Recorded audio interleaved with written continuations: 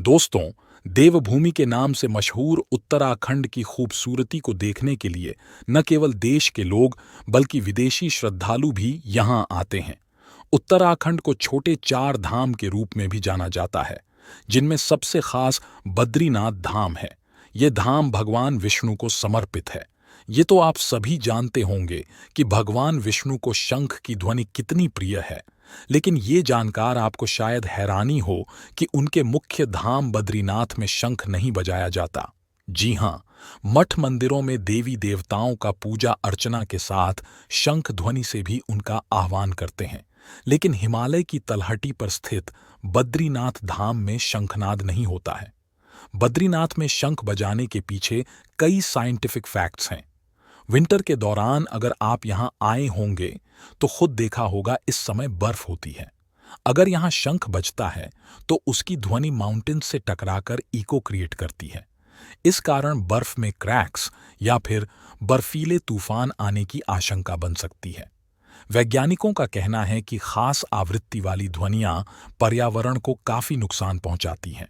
ऐसे में पहाड़ी इलाकों में लैंडस्लाइड भी हो सकता है। हो सकता है कि इसी वजह से यहां आदिकाल से शंख नहीं बजाया जाता। इसके अलावा शंख नहीं बजाने के पीछे कई धार्मिक मान्यताएं भी हैं।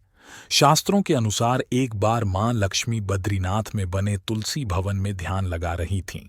तभी भगवान विष्णु ने शंखचूर्ण नाम के एक राक्षस का वध किया था। चूंकि हिंदू धर्म में जीत पर शंखनाद किया जाता है, लेकिन विष्णु जी लक्ष्मी जी के ध्यान में विघ्न नहीं डालने चाहते थे, इसलिए उन्होंने शंख नहीं बजाया। माना जाता है कि यही कारण से बद्रीनाथ में शंख नहीं बजता। एक अन्य कथा के अनुसार अगस्त्य मुनि केदारनाथ में राक्षसों का वध कर रहे थे। तभी वहां से दो राक्षस अतापी और वतापी वहां से भाग गए। बताते हैं कि राक्षस अतापी ने जान बचाने के लिए मंदाकिनी नदी की मदद ली। वहीं राक्षस वतापी ने बचने के लिए शंख का सहारा लिया। वो शंख के अंदर के छिप गए। माना जाता है कि अगर उस समय कोई शंख बजाता तो असुर उसमें से निकलकर भाग जाता। इस वजह से बद्रीनाथ में शंख नहीं बजाया जाता है। बद्रीनाथ मंदिर के नाम में एक रहस्य भी छुपा हुआ है। पुराणों के अनुसार जब भगवान विष्णु ध्यान में विलीन थे, तब उस समय ज्यादा बर्फ गिरने लगी थी। इसकी वजह से पूरा मंदिर ढक गया था। तब माता लक्ष्मी ने बद्री यानी एक प्लम ट्री का रूप ले लिया। ऐसे विष्णु जी पर गिरने वाली बर्फ प्लम ट्री पर गिरने लगी। इससे विष्णु जी हिमपात से बच गए। लेकिन जब सालों बाद विष्णु जी ने देवी की ये हालत देखी तो वो भावुक हो गए। उन्होंने लक्ष्मी जी से कहा कि कठोर तपस्या में भी वो उनके साथ थी।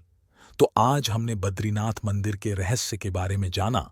अगर आपको वीडियो पसंद आया तो हमारे चैनल थ्योरी ब्रेकर को like, comment, share and subscribe करें।